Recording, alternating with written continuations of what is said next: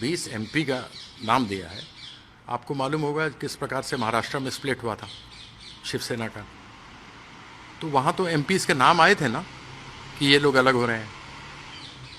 तो यहाँ पर भी तो इनको बताना चाहिए ना कि वो 20 एमपी कौन से हैं, उनके सिग्नेचर कौन से 20 लोग हैं जो अलग हो गए हैं। लिस्ट तो ये देंगे ना ऑफिशियली। अब कहने के लिए तो मैं उड़ा दूँ हवा के 22 एमपी मेरे साथ हैं, तो मुझे बताना तो पड़ेगा ना 22 कौन है। कोई भी कुछ कह सकता है, 28 में 22 मेरे पास है, 23 मेरे पास है, मैं बोल दूँ तो। इतना मुझे मालूम है कि 12 लोग गए थे मिलने, उसके बाद 2-3 लोग और गए हैं शुभेंदु अधिकारी के छोटे भाई के साथ। 12 लोग वहाँ पे भूपेंद्र यादव के यहाँ मिले थे। तो ये तो मालूम है कि ये सब बीजेपी कर रही है। वहाँ पे शुभेंदु अधिकारी भी आए हुए थे, पहले से बैठे हुए थे, और 12 एमपी गए हैं शुरू में। ये तो मालूम है उनके छोटे भाई हैं, फिर वो 3 या 4 एमपी को लेकर के आए हैं। तो ये सब तो भूपेंद्र यादव के यहाँ बीजेपी में हो रहा है। दोपहर को अमित शाह जी का आज लंच था मंत्रियों के साथ में, और पत्रकार थे। पत्रकारों को कह रहे थे कि हम बहुत सारे हैं लोग जो हमारे साथ में हैं, बीजेपी के भी पुराने साथी, उनको ले आएंगे। शत्रुघ्न सिन्हा का नाम आ रहा है। शत्रुघ्न सिन्हा जैसा कहाँ पहुँची हुई हैसियत, अंतर्राष्ट्रीय स्तर पर जाने वाले लोग, हज़ारों सिनेमा किए हुए हैं, लोगों को इतना लोकप्रिय मनोरंजन उन्होंने किया है, इतने सीनियर है पार्लियामेंट में, कैबिनेट मिनिस्टर रहे हैं। उनसे मेरी बात हुई, उनको बदनाम कर रहे हैं, उनका नाम लिख रहे हैं, मालूम ही नहीं है। काकोली घोष इन सब चीजों को लीड कर रही है, आपको उम्मीद था ऐसा हो सकता है? काकोली लीड कर रहे हैं, वो तो समझ में आ गया। उन्होंने रेजिग्नेशन भी दे दिया। टेक्निकली अगर एक्सेप्ट कर लेती हैं चेयरपर्सन तो वो नहीं रही मेंबर पार्लियामेंट। आज वो कह रही हैं कि मैं चीफ विप हूं क्योंकि मुझे बनाया गया था। पिछले महीने ही मैंने ट्वीट किया है, अभी पिछले महीने ही 14 मई को जो हमारी बैठक हुई थी उसमें कहा गया था कि अब स्थिति ऐसी है कि कल्याण बनर्जी को थोड़ा एक एग्रेसिव आदमी है, चीफ विप बनाएंगे। उन्होंने चिट्ठी दे करके स्पीकर को इन्फॉर्म कर दिया। तो काकोली कहाँ से हैं चीफ विप? और ये लोग इतना ही उसमें है, तृणमूल के ही सिंबल पे तो जीत के आए हैं ना, जाए लड़े बीजेपी से। इनको इतनी समस्या थी, हम हार गए तो इनको समस्या हो गई, तो जहाज छोड़ के भाग रहे हैं लोग। पहले क्यों नहीं बोला तुमने इलेक्शन से पहले? तब तो सब कुछ ठीक था। आप क्या समझते हैं इसके पीछे बैकग्राउंड क्या है? बैकग्राउंड कुछ नहीं है, इसमें बीजेपी का खेल है। ईडी सीबीआई वाला तो केस नहीं है, लेकिन लोकल केस जरूर इनके ऊपर बनता है। पुलिस से इनको डराया धमकाया जा रहा है। कई लोगों के तो ऑफिस तोड़े गए हैं, वो तो हम लोगों ने देखा ही है। काकोली तो खुद ट्वीट कर रही थी कि मेरा जो स्पोर्ट्स क्लब है उसको तोड़ दिया गया है। बप्पी हलदार का 4 दिन पहले उसका कार्यालय तोड़ दिया, पत्थर मार रहे हैं, गाड़ी तोड़ रहे हैं। कुछ लोग तो इसलिए डरे हुए हैं। आप हैं ना? अरे मैं कहीं नहीं जाने वाला, मैं कहीं नहीं जाने वाला। दीदी के साथ हूँ, खड़ा हूँ। उन्होंने मैंने बीजेपी की इतनी सेवा की। मैंने भ्रष्टाचार का मुद्दा, मेरे कागज नहीं थे, कागज कॉर्पोरेट अफेयर्स मिनिस्ट्री के थे, जस्टिस विक्रमजीत सेन के थे, जिन्होंने खुद करवाई थी, जो एडमिनिस्ट्रेटर बैठे थे डीडीसीए पर। उसके बाद जब मैं लेके गया, सच्चाई सामने रखी, इन्होंने कुछ नहीं किया। मैंने प्रेस कॉन्फ्रेंस किया तो मुझे पार्टी से एंटी पार्टी एक्टिविटी, भ्रष्टाचार को उजागर करना, एंटी पार्टी एक्टिविटी मुझे निकाल दिया। तो दीदी ने मुझे कहां से निकाल करके किया? मैं कभी उनके साथ धोखा कर सकता हूं? कभी नहीं। गद्दारी मेरे खून में नहीं है, क्योंकि मेरे पिताजी एक स्वतंत्रता सेनानी थे। अब टीएमसी के साथ क्या होगा सर, जो ममता दीदी के साथ हैं? जो ममता दीदी, देखो ऐसा है, और लोग हैं पूरे सम्मान के साथ में। अखिलेश जी को उनके विरासत में मिली, बहुत अच्छा चला रहे हैं वो पार्टी। तेजस्वी को वैसे ही मिला, उद्धव जी को मिला, उन सबों का सम्मान है, वो पार्टी बहुत अच्छा चला रहे हैं। उद्धव जी की तो पार्टी ही तोड़ दी इन लोगों ने। बिहार में जो उन्होंने हरकत की वो सब जानते ही हैं, किस प्रकार से आरजेडी को तेजस्वी इतना अच्छा काम कर रहे थे उसको कर दिया। अखिलेश के पीछे पड़े हुए हैं, है ना। लेकिन ममता दीदी ने पार्टी खुद अपने खून पसीने से खड़ा किया। उनके माथा फाड़ दिया गया था, उनको बालों से घसीटा गया था, उनके रिब्स तोड़ दिए गए थे, ये पसलियाँ तोड़ दी गई थी, उनको मार के फेंक दिया गया था कि मर गई है ये। उसके बाद उन्होंने संघर्ष में खड़ा किया। तो मैं इन लोगों से कहूँगा जो जीते हैं, जाओ लड़ो बीजेपी के सिंबल पर, जीत कराओ अगर जीत सकते हो तो, क्योंकि वह परिस्थिति अब नहीं रह गई है। तुमने तब भी वोट लूटा था, तुमने हमें हराया है, हम हारे नहीं हैं। तृणमूल हारी नहीं है, हराई गई है। तो जो एमएलए और एमपी अभिषेक दा और ममता दीदी को छोड़ के उधर जा रहे हैं, अलग रुख अपना रहे हैं, ऐसा नहीं है, ऐसा है। ये जो क्लेम कर रहे हैं 20 लोगों का, 20 लोगों की लिस्ट तो देंगे ना, उनका सिग्नेचर तो देंगे।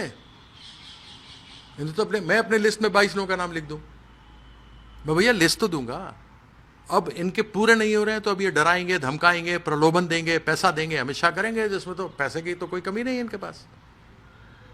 तो ये सारा कुछ किया जाएगा, बंदोबस्ती होगी, और बंदोबस्ती में वहाँ लोकल पुलिस का डर है, ईडी का है, सीबीआई का है। इतने बड़े नहीं 30 मार खाए कि ईडी सीबीआई इनके ऊपर लगेगी। आगे कैसे ये लड़ाई लड़ेंगे सर आप लोग? लड़ाई लड़ी जाएगी। ममता बनर्जी एक फाइटर है, घायल शेरनी है, और घायल शेरनी बहुत ही खतरनाक होती है, वैसे भी सब जानते हैं।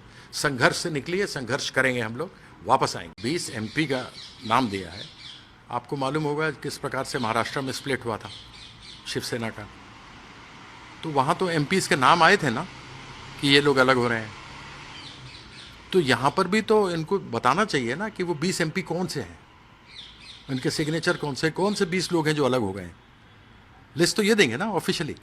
अब कहने के लिए तो मैं उड़ा दूं हवा के 22 एमपी मेरे साथ हैं, तो मुझे बताना तो पड़ेगा ना 22 कौन है। कोई भी कुछ कह सकता है, 28 में 22 मेरे पास है, 23 मेरे पास है, मैं बोल दूं तो। इतना मुझे मालूम है कि 12 लोग गए थे मिलने, उसके बाद 2-3 लोग और गए हैं, शुभेंदु अधिकारी के छोटे भाई के साथ 12 लोग वहाँ पे भूपेंद्र यादव के यहाँ मिले थे। तो ये तो मालूम है कि ये सब बीजेपी कर रही है। वहाँ पे शुभेंदु अधिकारी भी आए हुए थे, पहले से बैठे हुए थे, और 12 एमपी गए हैं शुरू में। ये तो मालूम है उनके छोटे भाई हैं, फिर वो 3 या 4 एमपी को लेकर के आए हैं। तो ये सब तो भूपेंद्र यादव के यहाँ बीजेपी में हो रहा है। दोपहर को अमित शाह जी का आज लंच था मंत्रियों के साथ में, और पत्रकार थे। पत्रकारों को कह रहे थे कि हम बहुत सारे हैं लोग जो हमारे साथ में हैं, बीजेपी के भी पुराने साथी, उनको ले आएंगे। शत्रुघ्न सिन्हा का नाम आ रहा है।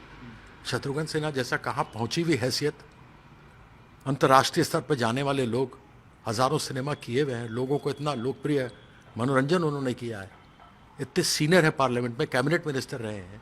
उनसे मेरी बात हुई, उनको बदनाम कर रहे हैं, उनका नाम लिख रहे हैं, मालूम ही नहीं है। काकोली घोष इन सब चीजों को लीड कर रही है, आपको उम्मीद था ऐसा हो सकता है? काकोली लीड कर रहे हैं, वो तो समझ में आ गया।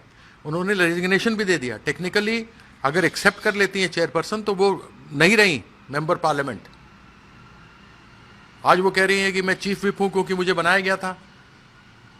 पिछले महीने ही मैंने ट्वीट किया है, अभी पिछले महीने ही 14 मई को जो हमारी बैठक हुई थी उसमें कहा गया था कि अब स्थिति ऐसी है कि कल्याण बनर्जी को थोड़ा एक एग्रेसिव आदमी है, चीफ विप बनाएंगे। उन्होंने चिट्ठी दे करके स्पीकर को इन्फॉर्म कर दिया है। तो काकोली कहाँ से हैं चीफ विप? और ये लोग इतना ही उसमें है, तृणमूल के ही सिंबल पे तो जीत के आए हैं ना। जाए लड़ें बीजेपी से, इनको इतनी समस्या थी, हम हार गए तो इनको समस्या हो गई, तो जहाज छोड़ के भाग रहे हैं लोग। पहले क्यों नहीं बोला तुमने इलेक्शन से पहले?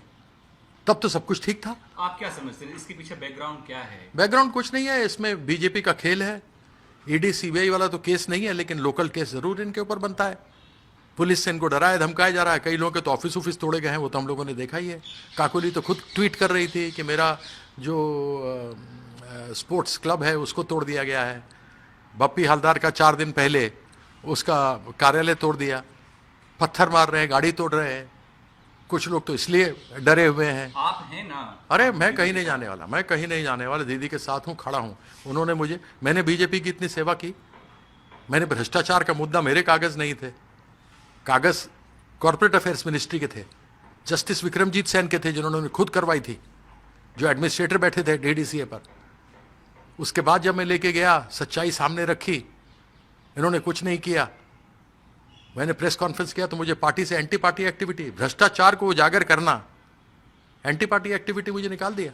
तो दीदी ने मुझे कहां से निकाल करके किया? मैं कभी उनके साथ धोखा कर सकता हूं? कभी नहीं। गद्दारी मेरे खून में नहीं है, क्योंकि मेरे पिताजी एक स्वतंत्रता सेनानी थे। अब टीएमसी के साथ क्या होगा सर, जो ममता दीदी के साथ हैं, जो ममता दीदी, देखो ऐसा है, और लोग हैं पूरे सम्मान के साथ में। अखिलेश जी को उनके विरासत में मिली, बहुत अच्छा चला रहे हैं वो पार्टी।